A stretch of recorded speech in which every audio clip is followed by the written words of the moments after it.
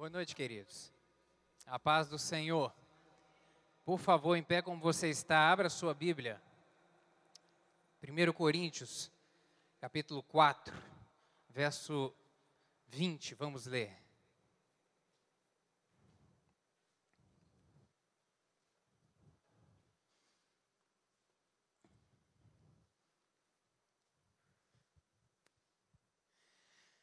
Primeiro Coríntios, capítulo 4, verso 20. Diz assim a palavra do Senhor: porque o reino de Deus não consiste em palavras, mas em poder. Porque o reino de Deus não consiste em palavras, mas em poder. Agora, por favor, abra sua Bíblia agora em 1 Samuel, capítulo 17. Vamos lá no Antigo Testamento. 1 Samuel, capítulo 17.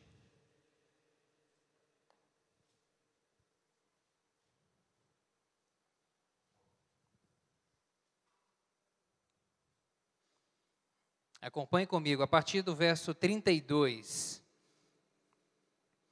E Davi disse a Saul: não desfaleça o coração de ninguém por causa dele. Teu servo irá e pelejará contra este filisteu. Porém Saul disse a Davi: contra este filisteu não poderás ir para a peleja com ele, pois tu ainda és moço e ele homem de guerra desde a sua mocidade. Então disse Davi a Saul: teu servo apacentava as ovelhas de seu pai, e vinha um leão ou um urso e tomava uma ovelha do rebanho. E eu saía após ele, e o feria, e o livrava da sua boca. E levantando-se ele contra mim, lançava-lhe mão da barba, e o feria e o matava. Assim feriu o teu servo o leão como o urso. Assim será este incircunciso filisteu como um deles, porquanto afrontou o exército do Deus vivo. Disse mais Davi: o Senhor me livrou da mão do leão e do urso, ele me livrará da mão deste filisteu. Então disse Saul a Davi: vai-te embora, e o Senhor seja contigo. Agora a partir do verso 40. E tomou o seu cajado na mão e escolheu para si 5 seixos do ribeiro e pô-los no alforje de pastor que trazia, a saber, no surrão, e lançou mão da sua funda e foi-se chegando ao filisteu. O filisteu também veio e se vinha chegando a Davi, e o que ele levava o escudo ia diante dele, e olhando o filisteu e vendo Davi, o desprezou, porquanto era jovem ruivo e de gentil aspecto. Disse, pois, o filisteu a Davi: sou eu algum cão, para tu vires a mim com paus? E o filisteu amaldiçoou a Davi pelos seus deuses. Disse mais o filisteu a Davi: vem a mim e darei a tua carne às aves do céu e às bestas do campo. Davi, porém, disse ao filisteu: tu vens a mim com espada e com lança e com escudo, porém eu vou a ti em nome do Senhor dos exércitos, o Deus de Israel, a quem tu afrontaste. Hoje mesmo o Senhor te entregará na minha mão, e ferir-te-ei e te tirarei a cabeça, e os corpos do arraial dos filisteus darei hoje mesmo às aves do céu e às bestas da terra, e toda a terra saberá que há Deus em Israel. E saberá toda esta congregação que o Senhor salva, não com espada nem com lança, porque do Senhor é a guerra, e ele vos entregará na nossa mão. E sucedeu que, levantando-se um filisteu e indo encontrar-se com Davi, apressou-se Davi, correu ao combate e a encontrar-se com o filisteu. E Davi meteu a mão no alforje, tomou dali uma pedra e com a funda lhe atirou e feriu o filisteu na testa, e a pedra se lhe encravou na testa e caiu sobre seu rosto em terra. Assim Davi prevaleceu contra o filisteu com uma funda e com uma pedra, e feriu o filisteu e o matou, sem que Davi tivesse uma espada na mão. Amém. Vamos orar. Pai querido, obrigado por estarmos aqui nesta noite. Obrigado porque o Senhor nos trouxe a este lugar. A presença do Senhor nos atraiu a este lugar. Meu Deus, para lhe prestarmos louvor, para lhe prestarmos um culto, porque reconhecemos que só o Senhor é Deus. E o Senhor é o Deus das nossas vidas, o Deus a quem servimos. Meu Pai amado, em nome de Jesus, nessa hora que vamos meditar na Tua palavra, eu lhe peço que o Senhor... Deus, tenha misericórdia das nossas vidas e fale conosco, Pai, porque queremos ouvir a doce voz do Teu Espírito Santo. Em nome de Jesus, me dá graça para transmitir essa palavra. Meu Pai, dá a cada um dos meus irmãos aqui entendimento. Meu Pai, abra os ouvidos espirituais, abra os ouvidos do coração, para que a voz do Teu Espírito chegue no mais profundo, meu Deus, e possa operar transformação, porque nós desejamos sair daqui melhores do que entramos. Em nome de Jesus é o que lhe pedimos, meu Pai. Amém. Amém, querido. Pode se sentar.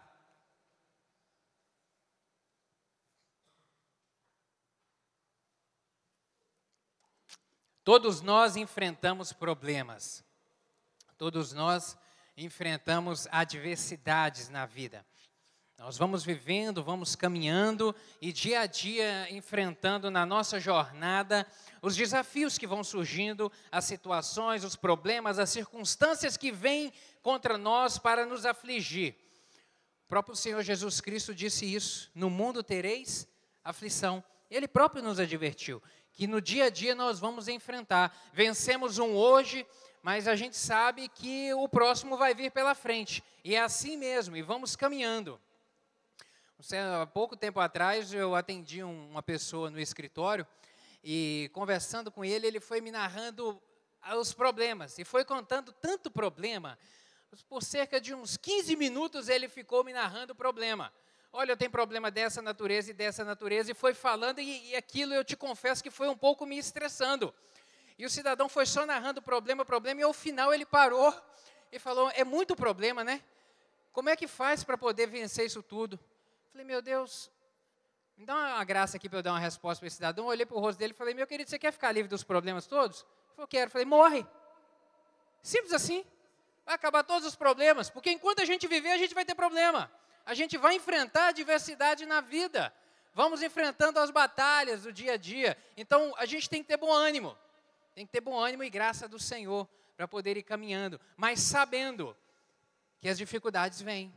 Os gigantes vão se levantando e vão se levantar. E existem várias espécies de problema na nossa vida. A gente sabe disso. Seja problema de natureza financeira, problema de enfermidade, problema de relacionamento conjugal, relacionamento com o filho, relacionamento com o chefe de trabalho, relacionamento com o funcionário. De forma geral, relacionamentos, problemas de toda e qualquer espécie, desemprego, violência, sabe, instabilidade, um tempo que a gente está vivendo de tanta instabilidade, seja na segurança, seja na instabilidade financeira, seja na instabilidade do rio, se vai subir, se vai ter enchente, se não vai ter enchente, a preocupação de quem é ribeirinho, enfim, inúmeras circunstâncias de toda a natureza. E, por vezes, alguns dessas adversidades, ou desses problemas, ou desses gigantes que se levantam contra a gente percebe que alguns são de uma natureza mais grave. Alguns são grandes, outros são complexos demais. Sabe, aquele que de repente se olha e fala: meu Deus do céu, não sei por onde vou começar. Problemas dessa natureza, dessa estirpe. E assim, problemas complexos, problemas desafiadores.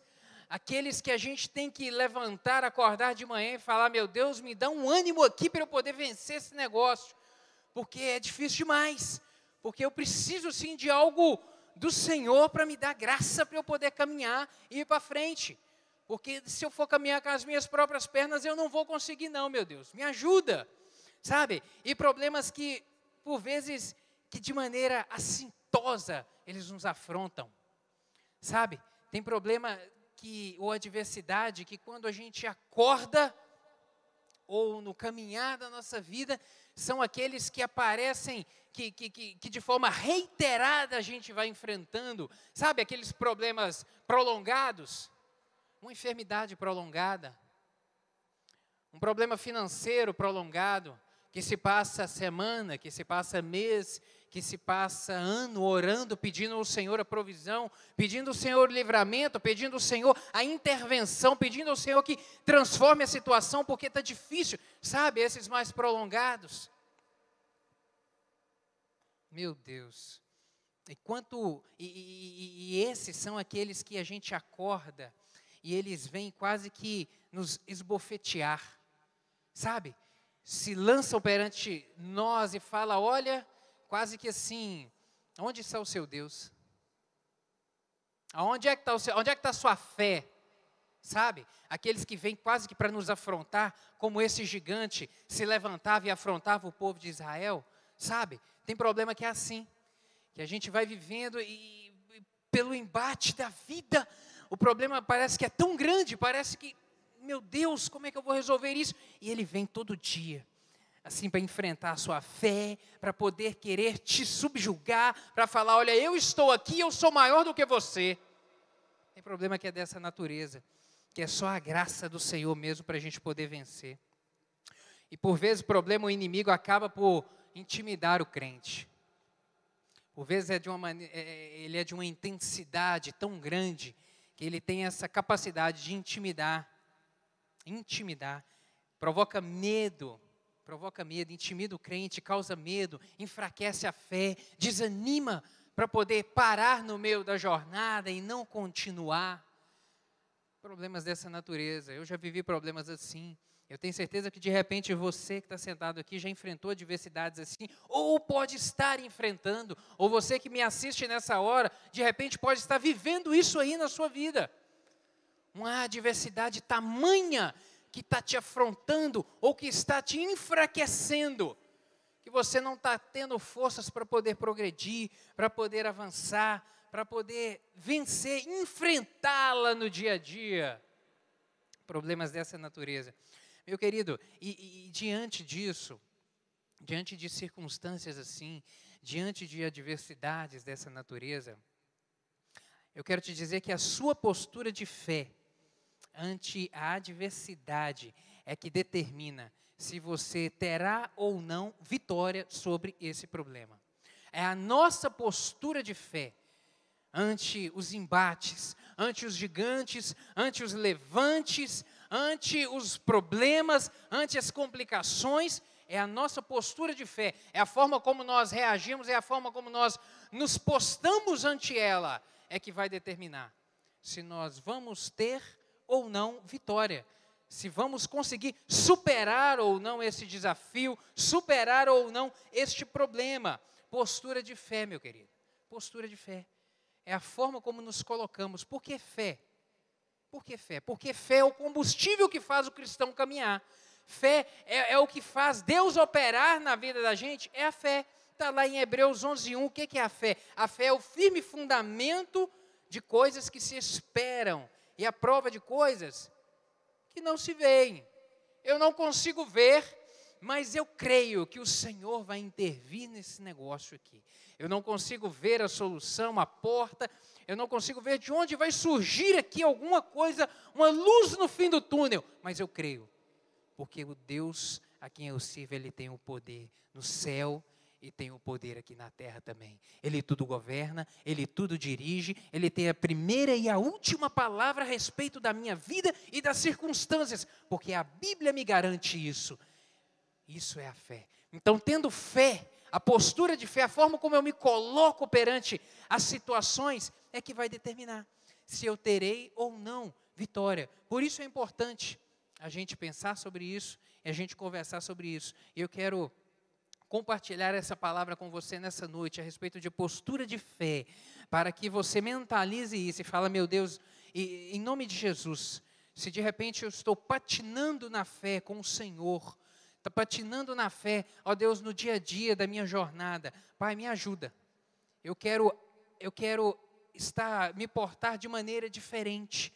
Eu quero que o Senhor ajuste em mim a tua armadura e fortaleça a fé no meu coração para que eu possa progredir e ir adiante, meu querido. Na Bíblia, é interessante que a gente vê exemplos negativos a respeito de postura de fé e exemplo também de gente que teve uma postura de fé correta. Quando eu volto aqui um pouquinho aqui no capítulo 13, se você puder manter a sua Bíblia aberta aí, no capítulo 13 de 1 Samuel, a gente vê sobre Saul. Saul é o exemplo de pessoa que teve uma postura de fé fraca, uma postura de fé tímida, frente aos problemas que ele ia enfrentando. E isso desagradou a Deus de uma maneira grandiosa. Em 1 Samuel capítulo 13, no verso 13 e 14, diz o seguinte... 1 Samuel 13, 13 e 14. Então disse Samuel a Saul: agiste neciamente e não guardaste o mandamento que o Senhor teu Deus te ordenou, porque agora o Senhor teria confirmado o teu reino sobre Israel para sempre. Porém agora não subsistirá o teu reino. Já tem buscado o Senhor para si um homem segundo o seu coração, e já lhe tem ordenado o Senhor que seja chefe sobre o seu povo, porquanto não guardaste o que o Senhor te ordenou. Saul estava numa outra batalha contra os filisteus. Era um outro problema. Os filisteus sempre foram uma pedra no sapato do povo de Israel.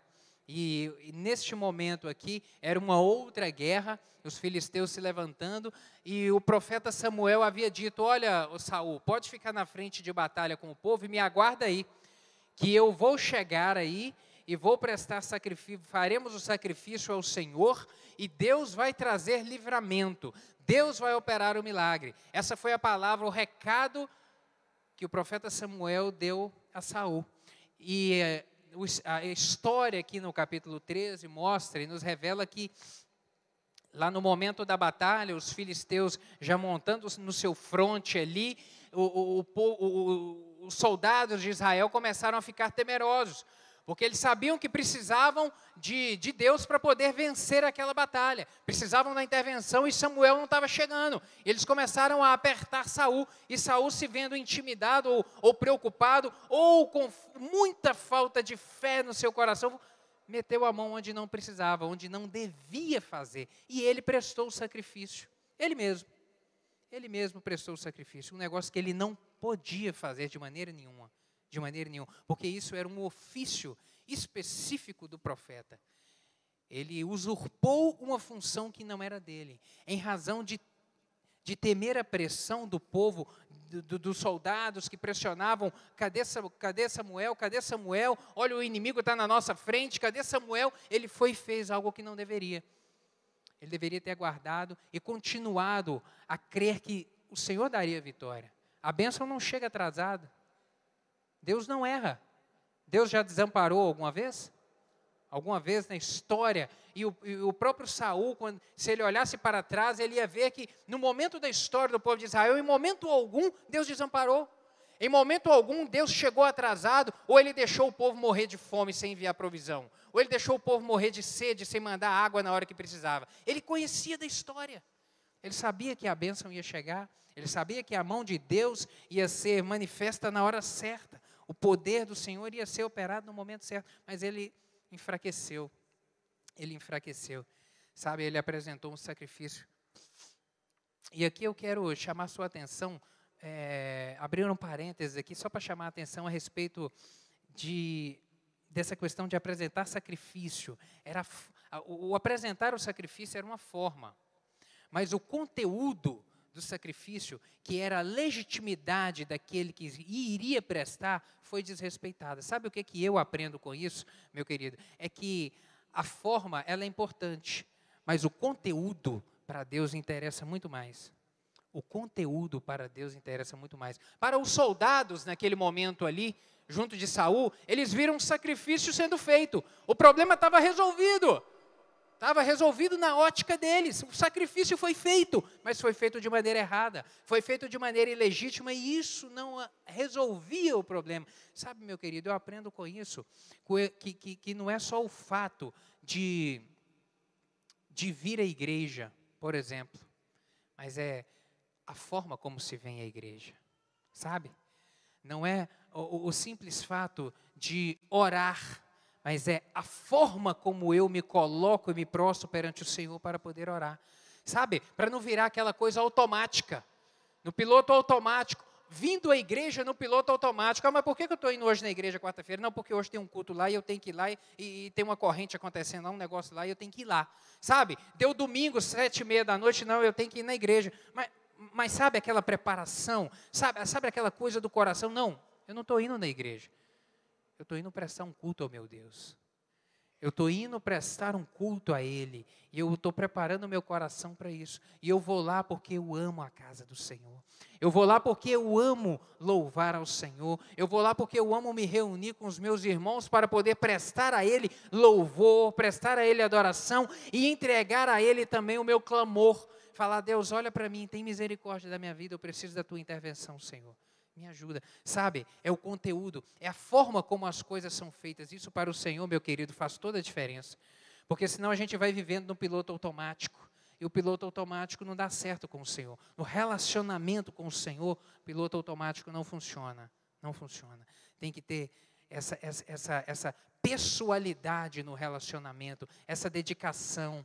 Sabe, do prostrar-se perante o Senhor, do ter o prazer de ler a Bíblia e de orar dentro de casa e clamar, Senhor, fica à vontade aqui, eu quero que a bênção do Senhor esteja sobre a minha vida, e não aquela oração automática da hora do almoço, obrigado por este alimento em nome de Jesus, amém. Não, o Senhor quer muito mais do que isso. Ele não quer somente uma oração, Ele quer a sua oração. Ele quer o seu culto, Ele quer o seu louvor, Ele quer o relacionamento com você e comigo. É isso que eu aprendo quando eu olho para esse texto. Mas um outro exemplo aqui negativo que a gente vê também na vida de Saul é agora nesse segundo embate, já no capítulo 17, no verso 8 a 11, acompanha aí por favor, diz assim, olha: E parou e clamou às campanhas de Israel, e disse-lhes, para que saireis a ordenar a batalha? Não sou eu filisteu, e vós servos de Saul? Escolhei dentre vós um homem que desça a mim. Se ele puder pelejar comigo e me ferir, seremos vossos servos. Porém, se eu vencer e o ferir, então sereis nossos servos e nos servireis. Disse mais o filisteu: hoje desafio as campanhas de Israel, dizendo: dai-me um homem, para que ambos pelejemos. Ouvindo então Saul e todo o Israel essas palavras do filisteu, espantaram-se e temeram muito. Não temeram pouco, temeram muito. Saul ficou impressionado com Golias, ficou extremamente impressionado e ficou com muito medo do gigante. Com muito medo. O líder do povo de Israel, o rei, aquele que conhecia toda a história do seu povo, aquele que conhecia sobre o poder de Deus, que viu Deus operando de maneira maravilhosa, de maneira sobrenatural, que teve experiências assim impressionantes, agora com medo de alguém que estava afrontando o exército, de alguém que estava afrontando. Sabe, meu querido, isso aqui é um exemplo claro e manifesto de ausência de fé, de uma postura de fé temerosa. Na hora que o gigante bradava, o homem se escondia, tremendo de medo, ele e todo um exército com medo. Uma postura de fé fraca, uma postura de fé negativa, uma postura de fé que não é referência para ninguém. Falhou. E um outro exemplo que a gente vê de postura de fé também, um exemplo negativo, é o próprio povo de Israel em si. A exceção de alguns homens, sabe, que teve uma postura de fé comprometida, a exceção de alguns homens, o povo de Israel, eles tiveram uma postura de fé completamente comprometida e com medo, naquele momento onde os espias foram lá e espiaram a terra de Canaã e voltaram com a notícia a respeito de como era a terra. A exceção de Josué e Caleb, os outros 10 espias falaram: olha, a terra é boa, a terra é bacana, a terra é maravilhosa, mas lá tem um monte de problema. Mas lá tem um monte de gigante. Isso está lá em Números, capítulo 13, verso 31 a 33, diz o seguinte: porém os homens que com ele subiram disseram, não poderemos subir contra aquele povo, porque é mais forte do que nós. E infamaram a terra que tinham espiado, dizendo aos filhos de Israel, a terra pela qual passamos a espiá-la é terra que consome os seus moradores. E todo o povo que vimos nela são homens de grande estatura. Também vimos ali gigantes, filhos de Anak, descendentes dos gigantes, e éramos aos seus olhos como gafanhotos, e assim também éramos aos seus olhos. O povo ficou morrendo de medo. 10 espias foram lá, olharam a terra é muito boa, mas nós estamos morrendo de medo. Se nós entrar lá, aquele povo vai matar a gente. Nós vamos morrer na mão daquele povo. Já não bastou o sofrimento no deserto, agora nós vamos entrar, mas nós vamos tudo morrer. Sabe aquela expressão, na porta do gol? Eles estavam na porta do gol. Foram 2 anos de caminhada pelo deserto, vendo Deus operar milagres, vendo Deus responder, vendo Deus agir de uma maneira sobrenatural. Quando chegaram na porta da terra, por volta de 2 anos caminhando, encontraram isso, e com essa notícia negativa, todo um povo foi inflamado, e todo um povo se pôs contra Moisés, e se pôs contra Deus, porque declararam, olha, para que o Senhor nos trouxe aqui? O Senhor nos trouxe aqui para poder morrer de fome nesse deserto, amargar nesse deserto, porque se a gente passar daqui para frente, esse povo vai matar a gente. Por conta disso, a gente sabe da história, que regressaram e ficaram rodando como baratas no deserto, por mais 38 anos, até completar os 40 anos, toda aquela geração morrer, como foi a promessa de Deus, para que os filhos ao qual eles falaram, os nossos filhos morrerão, esses daí foram os que tomaram posse da terra. Também um péssimo exemplo de uma postura de fé. Mas graças a Deus, porque a sua palavra é recheada de gente que na hora da dificuldade soube se portar de forma correta, soube ser referência. E nós lemos aqui no capítulo 17, a respeito de Davi. A sua ousadia, meu querido, e a sua confiança em Deus foram impressionantes. Impressionou os soldados do exército. Aí no capítulo 17, verso 26 e 31, diz o seguinte, olha só.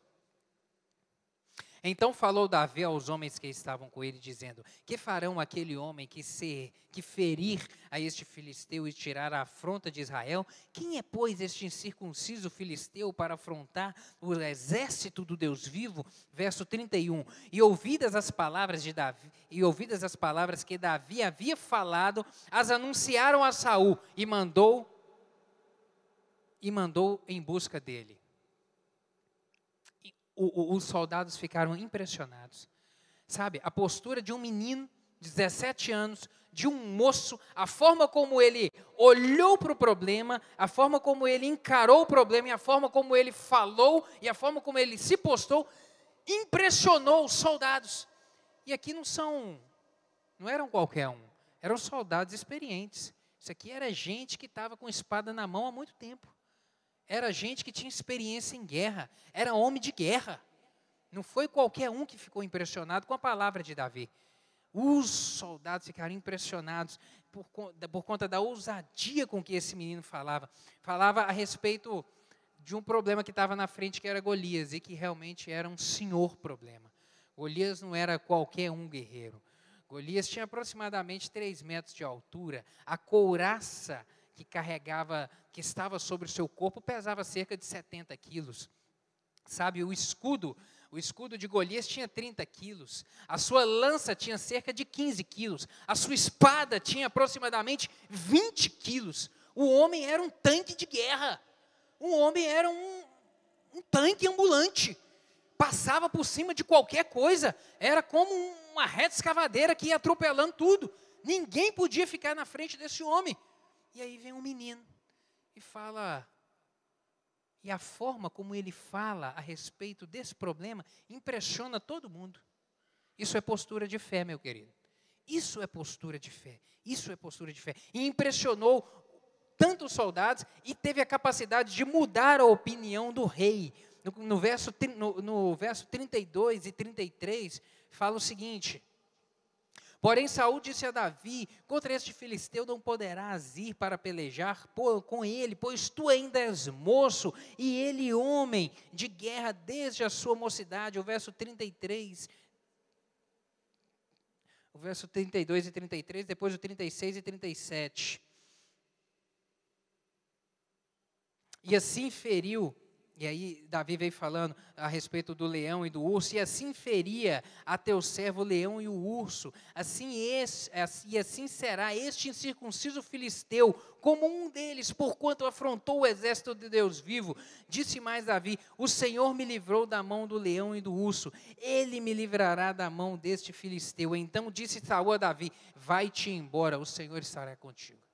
Ele mudou a opinião de um rei. Ele mudou a opinião do rei sobre a forma como ele falava a respeito de como Deus ia livrar. Olha, Saul, o problema realmente é grande. O homem é um tanque de guerra, mas muito maior do que ele é o nosso Deus. Muito maior do que ele é o Deus que pode operar o milagre aqui nas nossas vidas e trazer livramento sobre todos nós. A forma como esse menino falou mudou a opinião do rei. Meu querido, transforma situações. Sabe, a sua postura de fé, ela tem a capacidade de mudar a sua casa, meu querido. A sua postura de fé, mulher, tem a capacidade de mudar a sua casa. A sua postura de fé, homem, tem a capacidade de mudar toda a sua geração, de transformar todo um contexto familiar sobre a forma como você se porta, a forma como você se conduz e a forma como você se entrega ao Senhor em confiança a respeito das adversidades e dos problemas que você vai enfrentando na vida. Tem capacidade de transformar toda uma geração. A postura de fé, a forma como você se coloca perante os problemas. Um outro exemplo de postura de fé que a gente vê também lá em Marcos, capítulo 5, verso 28, a respeito daquela mulher de fluxo de sangue. Você lembra dela? A mulher de fluxo de sangue. Sabe, aquele problema tão grave que ela estava enfrentando há tantos anos. Esgotou todas as suas finanças, acabou todos os seus recursos, todas as possibilidades que ela tinha de médico em médico, ela esgotou e acabou tudo. Ela não tinha mais condição, não tinha mais nada. Mas no dia que ela ouviu falar a respeito de Jesus, e que ela ouviu de longe, ela falou: tão somente se eu tocar nas suas vestes, eu sararei. Tão somente se eu tocar. Ele não precisa de orar, ele não precisa de me ungir, ele não vai precisar de orar por mim, ele não vai precisar de impor a mão sobre mim, ele não vai precisar de fazer nenhum cerimonial, é só eu tocar nele. Se eu encostar nele, eu vou ser curado, eu serei sarada. Isso é postura de fé, meu querido. Isso é postura de fé. A forma como essa mulher se colocou perante o problema dela, quando ela teve a oportunidade, quando ela viu a luz, que era Jesus Cristo, foi a solução do problema dela. Se ela tivesse visto Jesus passando e falasse: nossa, eu queria tanto que ele viesse aqui orar por mim, nossa, mas eu queria tanto, nossa, será que se ele orar por mim vai resolver meu problema? Não, mas será que dá certo? Não, meu querido, ela não pensou isso. Então somente se eu tocar, eu sararei. Sabe, ali nos evangelhos também, uma outra pessoa que me vem à memória agora a respeito de exemplo de fé, aquele centurião que tinha um servo enfermo. Ele encontrou com Jesus e falou: Jesus, tem um servo meu que está enfermo. Tem um servo meu que está enfermo. Ordena uma palavra do Senhor a respeito dele. Qual foi a resposta de Jesus? Não, eu vou contigo. Eu vou lá na casa dele para eu orar por ele. E o que o homem respondeu? Precisa não, Senhor. Precisa não. Só uma palavra. Só uma. Só uma palavra do Senhor, o problema lá já vai ser resolvido. O Senhor só precisa te falar uma coisinha só. O Senhor não precisa de ir lá, não. Isso é postura de fé, meu querido. Esse homem falou: Senhor, o Senhor tudo pode. Significava isso: o Senhor tudo ordena, o Senhor tudo controla. Fala uma palavra aí que o problema vai estar resolvido. Postura de fé. Eu quero encerrar essa palavra, meu querido, dizendo sobre como desenvolver uma postura de fé que me faça vencer as adversidades. Sobretudo a respeito do que eu falei aqui até agora, você já entendeu que é necessário ter postura de fé. Mas, Arley, mas como que faz isso? Então eu quero ter uma postura de fé, mas como que é esse negócio? Sabe, eu elenquei aqui 3 coisas para comentar contigo a respeito disso, sobre como desenvolver uma postura de fé. A primeira é ter pacto com Deus. 1 Samuel, capítulo 13, capítulo 17, verso 26. Então falou Davi aos homens que estavam com ele, dizendo: que farão aquele homem que o ferir a este filisteu e tirar a sua afronta? Quem é, pois, este incircunciso filisteu para afrontar o exército do Deus vivo? Meu querido, circuncisão. Davi fez questão de fazer referência a isso, a circuncisão. Por quê? Porque a circuncisão era o pacto, era a marca do pacto entre Deus e o povo de Israel. Era a circuncisão. Deus deu essa palavra a Abraão lá atrás. Esse povo, a sua geração vai ser marcada pela circuncisão. Esse vai ser o pacto entre nós. Davi falou essa palavra aqui. O que ele estava querendo dizer com isso? Quem é esse homem que não tem compromisso com Deus? Quem é esse homem que está do lado de lá? Porque a gente que está do lado de cá, que tem compromisso com Deus, Deus, ele tem compromisso com a gente. A gente que está do lado de cá, a gente está aliançado com Deus, que tem o poder de todas as coisas, que ele é sobre esse homem, que ele tem autoridade sobre tudo. Quem é esse camarada para estar falando o que ele está falando? Porque o nosso Deus, aquele que está com a gente, é muito maior. Ele pode muito mais do que esse homem. Era isso, era o pacto. Era o pacto. Sabe, a primeira coisa que é necessário eu e você termos, para a gente ter uma postura de fé firme, uma postura de fé concreta, uma fé, sabe, convicta, uma fé estabilizada, uma fé, é pacto com o Senhor, é o pacto com Ele. E a respeito de pacto, o próprio Davi vem falando no Salmo 34, verso 15, os olhos do Senhor estão sobre os justos, e os seus ouvidos estão atentos ao seu clamor. Os olhos do Senhor estão sobre os justos. Quem são os justos? São aqueles que são justificados pela fé em Cristo Jesus. A partir do momento que eu reconheço que eu preciso do Senhor na minha vida, e que eu entrego o meu coração a Ele, e que eu reconheço, Pai, eu preciso do Senhor. Jesus entra no meu coração, eu quero pautar a minha vida de acordo com a palavra do Senhor, com os princípios do Senhor. A partir do momento que o homem toma essa decisão de abrir o seu coração para Jesus Cristo, nesse momento ocorre a remissão dos pecados, o preço da nossa conta foi paga por Jesus Cristo lá na cruz. A partir desse momento, quando o homem faz essa declaração, ele passa a se tornar um justificado. A expressão justificado vem a respeito de retirar a culpa. Sabe, o pecado da culpa que pesa sobre toda a humanidade, que o homem já nasce condenado ao inferno pelo pecado da culpa, pela culpa do pecado que todos nós temos do pecado adâmico. Essa culpa, ela é retirada. Agora nós somos desculpados. A culpa é retirada de nós pela justificação em Cristo Jesus. Isso é a justificação. Por isso que a justificação, ela é o pacto, ela é a marca do pacto entre nós e o Senhor. Agora nós somos do time do Senhor. Agora estamos com Ele. Agora estamos com Ele. Essa é a marca. Então a primeira coisa, meu querido, é ter pacto com o Senhor. É ter o pacto. Agora, basta somente o pacto? Também não. Porque é necessário também ter a confiança depositada no Senhor. E por que eu digo também não? Porque a confiança é o que fez diferença entre Davi e todos os outros soldados. Por acaso o pacto era só com Deus e Davi? Era com o exército todo, era com o Israel inteiro.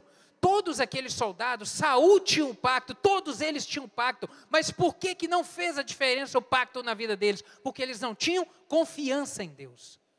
Confiança em Deus, é necessário ter a confiança depositada nele. No verso 45 desse 1 Samuel capítulo 17, nos fala a respeito disso. Davi, porém, disse ao filisteu: tu vens a mim com espada e com lança e com escudo, porém eu vou a ti, em nome do Senhor dos exércitos, o Deus dos exércitos de Israel, a quem tu tens afrontado. Isso é confiança, meu querido. Olha, eu vou ao seu encontro, não na força do meu braço, porque eu sou falho, eu sou fraco, eu não posso nada, mas eu vou ao seu encontro em nome daquele que tudo pode, em nome daquele que tem todo o poder, em nome daquele que tem toda a autoridade, em nome daquele que tudo governa e que tudo controla. É em nome dele que eu vou e pela fé nele, eu creio que eu terei a vitória. Eu creio que ele vai agir, que ele vai intervir ao meu favor e que a situação será transformada, será modificada, será mudada. E Davi fala isso nos Salmos,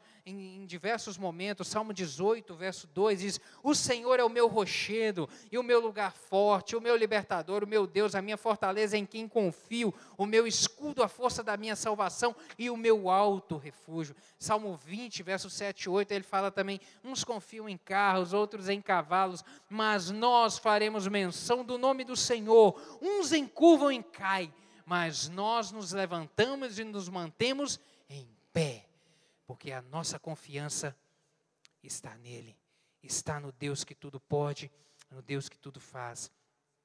E mais uma outra coisa que é necessário para a gente desenvolver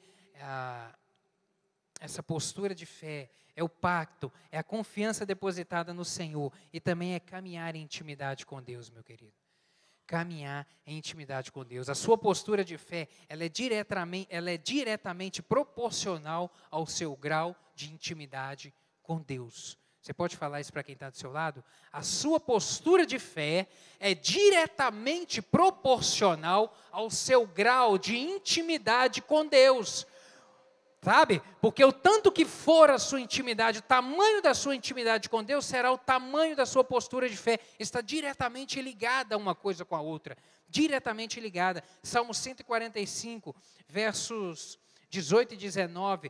Davi, mais uma vez, vem falando: perto está o Senhor de todos os que o invocam, de todos os que o invocam em verdade. Ele cumprirá o desejo dos que o temem, ouvirá o seu clamor e os salvará. Perto está o Senhor de todos os que o temem. De todos os que os temem. Temer ao Senhor é o que, meu querido? É andar em santidade com o Senhor. É andar acertado com o Senhor. É temer ao Senhor e buscar a Ele no dia a dia. É isso. E isso é intimidade com Deus. Que vem, de que forma, Allen? Que vem através de leitura da Bíblia, que vem através de tempo de devoção ao Senhor, de oração, de louvor, de gratidão, sabe, de adoração a Ele. Através disso é que a intimidade vai sendo fortalecida, e a partir do momento que eu estou firme no meu relacionamento com esse Deus, meu querido, aí isso traz uma ousadia no nosso coração tão grande. Mas isso faz uma fé crescer de uma maneira tão grande, que o problema vem na frente, a gente olha para ele, sabe aquele negócio de você olhar, um negócio pequenininho assim, fala: problema, você é tão pequeno, não, meu Deus é tão maior do que você, oxe, isso não me esquenta não, isso não é nada não, sabe, eu vou caminhando aqui, eu já creio que eu já vou caminhando, e os negócios já vão sendo, tudo sendo aberto assim, tudo sendo resolvido. Isso é a partir da intimidade com Deus, meu querido, intimidade com o Senhor.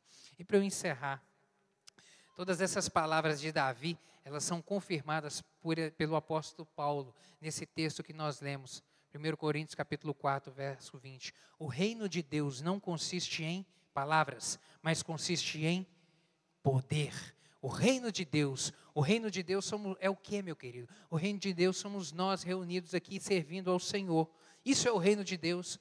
É o nosso ajuntamento buscando ao Senhor e clamando a Ele. Isso não consiste em palavras. Sabe o que esse texto está querendo significar? Que não é o meu falar aqui, não é a pregação do pastor que convence as coisas ou que resolve as coisas na sua vida e nem na minha vida. Mas é o poder de Deus, é o agir do Senhor nas nossas vidas é que opera, sabe, não é filosofia, não é argumentação, não são palavras que fazem as coisas acontecer, que faz a fé ser edificada, não é o poder do Senhor é que age, é o poder que transforma. Por isso que o pastor fala sempre, a caixa de oração, por exemplo, não tem poder por quê? Porque é o Senhor que age, não é a caixa, não tem misticismo nenhum, é poder de Deus para operar nas nossas vidas, transformar situações, resolver problemas. Quando o crente toma atitudes corretas, o Deus do impossível interfere a seu favor, e mesmo que seja preciso esperar um tempo, a vitória é certa, meu querido. Mesmo que seja preciso esperar um tempo, a vitória é certa. Por isso, tenha postura de fé. Tenha postura de fé. Eu preciso ter postura de fé. Você também precisa de ter postura de fé para a gente poder vencer, caminhar e vencer na jornada da nossa lida diária. Gostaria que você fechasse seus olhos. Nós vamos orar nessa hora. Sabe, a respeito de desenvolver essa postura de fé, a respeito de ter pacto com o Senhor, de ter confiança depositada nele, de ter intimidade com o Senhor. Eu tenho certeza que se eu te perguntar nessa noite, você quer ter uma postura de fé acertada, você vai levantar a mão e vai dizer, eu quero, Arley. Mas para ter essa postura, precisa dessas 3 coisas. Compacto com o Senhor, confiança depositada nele, intimidade. Se está faltando alguma dessas coisas na sua vida, que você hoje está se sentindo desafiado a tomar essa postura, para ter uma fé diferenciada, para ter uma nova postura de fé, eu quero te convidar a colocar a mão no seu coração e orar. E dizer isso para o Senhor. Meu Deus, transforma isso aqui na minha vida. Se é pacto, se está faltando entregar a sua vida a Jesus Cristo, faça isso nessa noite. Não perca a oportunidade. Fala, Senhor, eu quero andar com o Senhor. Se está faltando confiar nele, fala, meu Deus, em nome de Jesus, me ajuda, Pai. Me ajuda na minha fraqueza. Aumenta a minha fé. Eu quero confiar no Senhor inteiramente. Saber que o Senhor é o Deus que tudo dirige. O Senhor é o Deus que tudo governa. A minha vida está nas mãos do Senhor. A primeira e a última palavra pertence ao Senhor. Se está faltando intimidade, tempo de buscar ao Senhor, peça aí, toma essa decisão nessa noite e diga isso para Deus. Deus, eu quero ter mais intimidade contigo. E Deus, me incomoda de manhã, de tarde, de noite, me incomoda a ler a tua Bíblia, a orar e a buscar o Senhor, porque eu quero ter uma vida, ó Deus, próxima de ti. Meu Deus, o Senhor conhece o nosso coração, Pai, precisamos de ti. Obrigado por essa palavra nessa noite, meu Deus, que nos anima, meu Pai, mas também que nos alerta sobre a forma que a gente tem que caminhar. Por vezes a gente quer ter vitória e por vezes a gente não está tendo vitória na nossa vida frente aos problemas que estamos enfrentando, porque a nossa postura de fé, meu Deus, é uma fé raquítica, meu Deus, é uma postura errada. A gente está com medo, meu Deus, a gente não está confiando. Em nome de Jesus, tem misericórdia, meu Deus, mas transforma isso na nossa vida, meu Pai, porque queremos ter, ó Deus, caminhar com o Senhor, andar contigo e também experimentar dos teus milagres na nossa vida a cada dia. Por isso fortalece, meu Deus, a vida de cada um desses queridos. Em nome de Jesus, aqueles que ainda não se entregaram ao Senhor, que nessa noite tomem essa decisão. Aqueles que estão com pouca fé, que o Senhor venha animar. Meu Deus, e aqueles que estão caminhando, meu Pai, afastados da Tua presença, meu Deus,